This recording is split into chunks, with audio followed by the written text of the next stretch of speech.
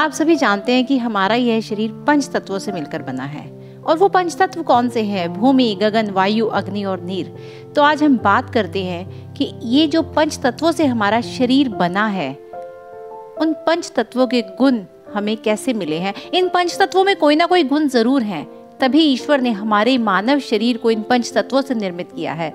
तो सबसे पहले हम बात करते हैं भूमि की। भूमि, किस प्रकार से भूमि के गुण हमारे अंदर है, आज हम वो बताते हैं आपको। भूमि मेहनत करना जानती है। जिस प्रकार भूमि पर बीज डाला जाता है, वहां पर फसल लगती है, तो ठीक उसी प्रकार हम चीजों को ग्रहण करते हैं। और हम अच्छे भावों को ग्रहण करते हैं तो हम पॉजिटिव होते हैं, हम बुरे विचारों को ग्रहण करते हैं तो हम नेगेटिव होते हैं। तो ग्रहण करने की शक्ति, किसी चीज को लेने की शक्ति हमें भूमि से मिली है। भूमि से हमें मिला है सहन करना। भूमि किस प्रकार से सभी चीजों को सहन करती है। तो रिश्तों की जो एडजस्टमेंट होती है वो हमें भूमि के गुण की वजह से हमारे भीतर है। भूमि जानती है कि किस तरह से किसी भी चीज को सहन करना है। ठीक उसी प्रकार हम भी रिश्तों में एडजस्टमेंट करके चलते हैं, हम सहन करते हैं, अच्छी और बुरी बातों को हम सहन करते हैं। भूमि हमें सिखाती है कि किस प्रकार हमें मेहनत करनी है, किस प्रकार सतत भाव से हमें मेहनत करते रहना है। तो ये जो मेहनत करने का गुण है वो भी हमें भूमि से ही मिला है। तो इस प्रकार जो हमें भूमि से गुण मिले हैं वो है सहन करना, किसी भी चीज को ग्रहण करना और एडजस्ट करना। ये सारे गुण हमें भूमि से मिले हैं।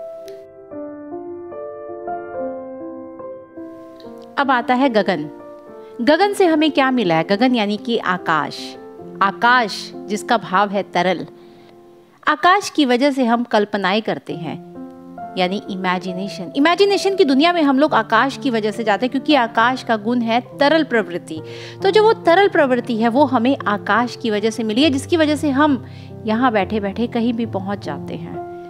हम इमेजिनेशन करते हैं कि ऐसा होगा तो क्या होगा, वैसा होगा तो क्या होगा। ये इमेजिनेशन का जो क्वालिटी है, इमेजिनेशन की जो क्वालिटी है, गुण है, वो हमें मिला है आकाश से। अब आती है वायु। वायु से हमें क्या मिला है? चंचलता। वायु बहुत चंचल होती है, टिकती नहीं है। तो वो जो चंचलता मिली है वो हमें वायु से मिली है। लेकिन कभी कभी वायु दृढ़ता से टिक नहीं पाती है। तो ये वायु की जो प्रतिक्रिया है वो भी हमारे भीतर होती है। लेकिन वायु की वजह से ही हमारे भीतर चंचलता आती है। अब आती है अग्नि। अग्नि भस्मसात है। अग्नि का जो गुण है वो है सब कुछ अपने अंदर ले लेना। हम अग्नि में जो भी डालते हैं वो भस्म हो जाता है। तो हमारे जो व्यवहार में उग्रता आती है वो अग्नि की वजह से आती है। लेकिन अग्नि उष्णता भी देती है, अग्नि प्रकाश भी देती है, और उसी अग्नि की वजह से ही हमारा चरित्र भी प्रकाशमय हो जाता है। कभी कभी हम अग्नि की भांति प्रकाशमय हो जाते हैं, लेकिन कभी कभी हम अग्नि की भांति भस्मसात हो जाते हैं। जो भी हमारे पास आता है वो जल जाता है। उस अग्नि की वजह से ही कभी कभी हमारा व्यवहार उग्र भी हो जाता है। तो जिस प्रकार जो गुण अग्नि में है वही हमारे व्यवहार में भी है। तो ये पंच तत्व का जो अग्नि का गुण है वो भी हमारे व्यवहार के भीतर ही है। और अंत में आता है न से नीर, यानी कि जल।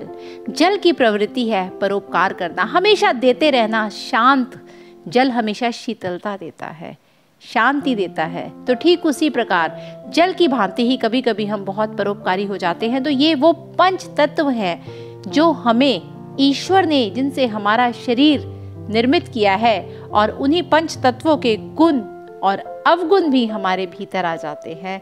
उन सभी पंच तत्वों के गुण जो हमारे भीतर है, उन्हीं की वजह से हमारा व्यवहार होता है। कभी कभी हम अग्नि की भांति बहुत ज्यादा उत्तेजित हो जाते हैं, कभी कभी हम जल की भांति बहुत परोपकारी हो जाते हैं, कभी कभी हम आकाश की भांति इमेजिनेशन की दुनिया में पहुंच जाते हैं, और कभी कभी वायु की वजह से हम लोग बहुत चंचल हो जाते हैं।